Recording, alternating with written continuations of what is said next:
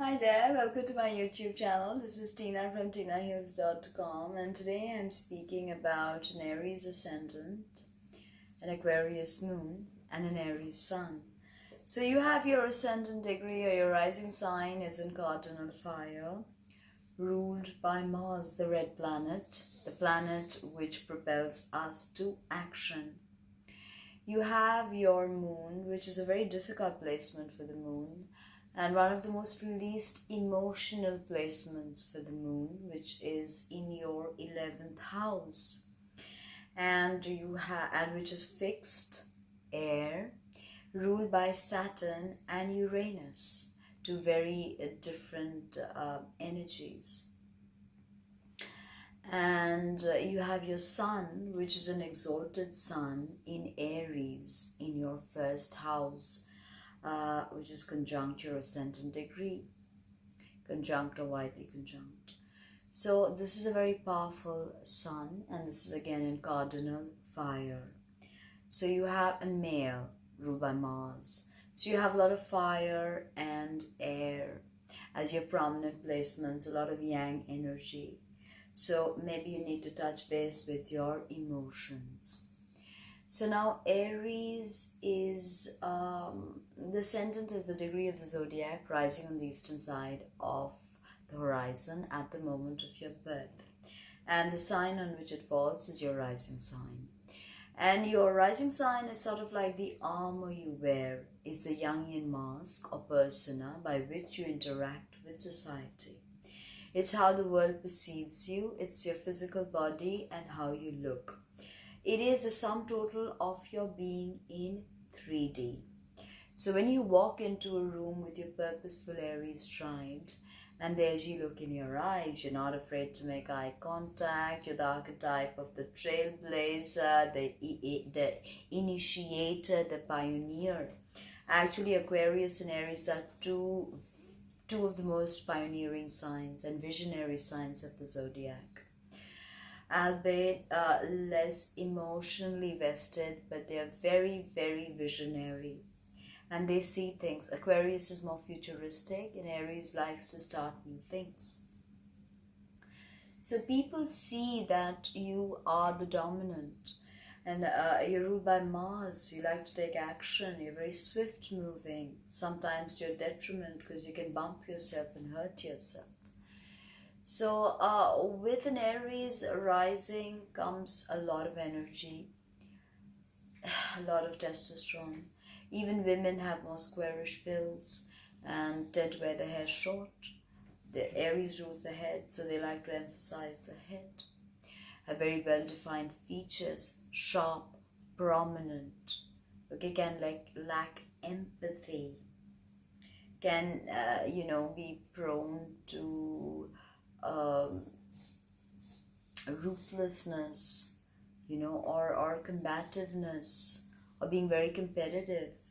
You're definitely not gonna, worry about, who it hurts.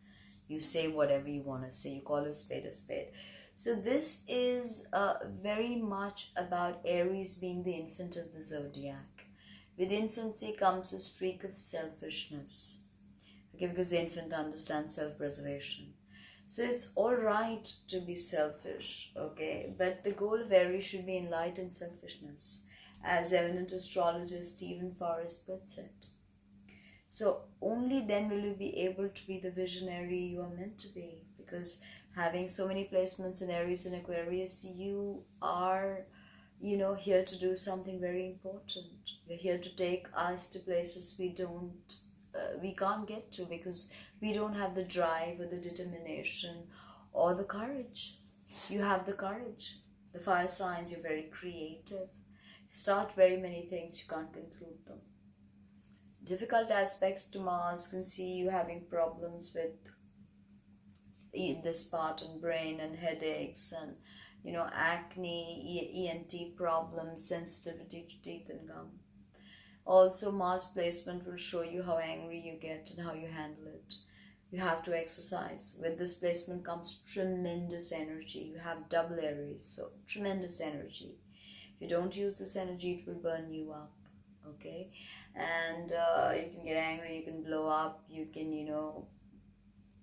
just see red. Okay, see red. So it's important to balance this with either yoga or anything that rocks your boat, so to say. And now, difficult aspects of Mars can see you having problems with road rage, drinking under the influence, fights at home, domestic issues. Mars actually tells you a lot about your health. So the placement of Mars being a double Aries is a very important. Of course, placement of Uranus, your moon is there, but and you have to check your first house, which is Aries, and you have there what aspects it makes. You have to see dispositions and many other things before you can make a definitive inference. But just going by this, you have a lot going in your first house. Also, first house rules the head, so you can even lose hair. So much fire can burn it up. Now, Virgo is your sixth house of health. So Virgo rules the digestion and it rules the nervous system. Virgo can be the worrier. So if you're stressed out, if you're worried, and you're eating incorrectly, headaches and many other health issues, okay, stress related issues, anger related issues, these things you need to balance. Now you have your moon in Aquarius. This, as I said, is one of the least emotional moons, okay, and 11th house moon, it means you will have a lot of women friends and support will come to you through women. Moon symbolizes women, like even your mother. Now, this is the archetype of the humanitarian, the philanthropist, as well as the archetype of the innovator, sometimes known as the Nikola Tesla sign. And this is also the archetype of the misfit, okay, and the futurist. So this is beautiful. Now, with a moon in the 11th house, you can have older siblings, okay? Let me know in the comments below if you do. And you're very popular with women. Whether you're a man or a woman, women tend to like you, especially online, okay? You can teach yoga to women and they'll, you'll make more money than men, right? Now, remember that you can be great social beings, but you're not great with one-on-one, okay? Not great with one-on-one. Aries keeps you very distracted. So there again, Aquarius should give you endurance and concentration and all of that, it being fixed. But Aquarius can also get distracted and move on to something next because they always need change. Like Aries, both of them, they need change. Now, difficult aspects to your moon can see you very sensitive. If somebody trolls you online, you get very sensitive. Oversensitivity can be seen with difficult aspects. Even can be that you crave in and you give into emotional disturbances, okay, and you anything that has to do with your community. If you're emotionally disturbed there, you just gave in. You can't deal with that if you have difficult aspects to your moon in the 11th house, okay. Now sometimes it can be hysterical towards your friends, or your friends could be hysterical towards you and they could get upset with you.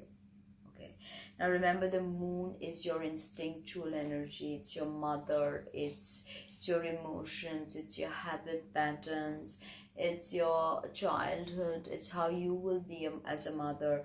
Moon rules the breasts and the stomach, so the idea of nourishment, how you find nourishment, how you give nourishment, all of this is the moon. It's everyday habit patterns, as I said, right? And with an Aquarius moon, you're definitely very unique and you have the need to stand out.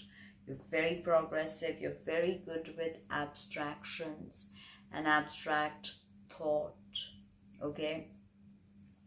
And because this is a fixed sign, I said it before, it gives you endurance, it gives you concentration, it gives you focus, something that your Aries rising and your Aries sun needs focus, because it wants to start so many new things. It needs focus.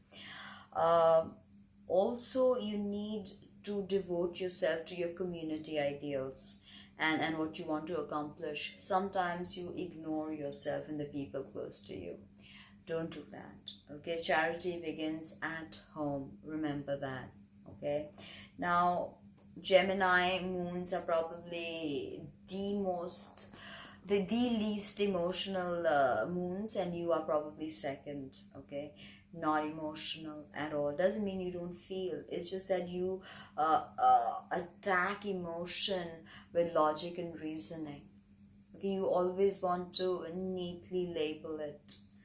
Okay, that is very scientific, very analytical. Okay, you need objectivity, you need reason when it comes to your emotions. Okay, you have tremendously good developed interpersonal skills if you have no problems with your moon. You can be a very jovial person, you can be very futuristic, you can be very much into tech, and you're a natural networker, you're a connector.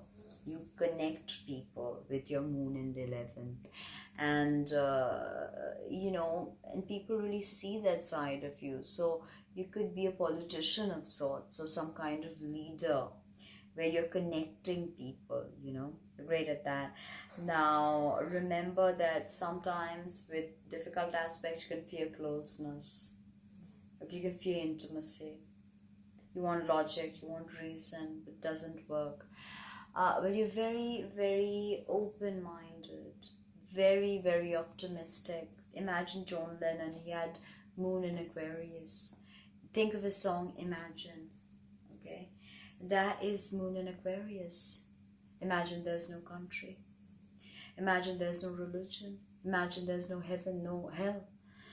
What could we do then? If we get out of all these constructs, what can we do then? Right? You're brilliantly innovative, eccentric, very eccentric. Okay, now and you definitely don't like jealousy. You don't want you consider jealousy, possessiveness to be worthless. It's not important to you. Now Uranus is electromagnetic energy. It vivifies you, it electrifies you. Saturn is conservative energy. So Aquarius is very dualistic in its energy signature. So is Aries actually. Now with an Aries sun, the sun is your father, your vitality, your leadership, your healthy sense of I am, your ego, your goals in the context of soul goals, okay, your soul's goals. So the sun exalted in Aries, so it's powerful. Your ambitions are powerful. You want to go out, start new things. First house sun gives you tremendous force. Okay, the sun sign is how you want the world to perceive you. And your ascendant degree and sun is in the same sign.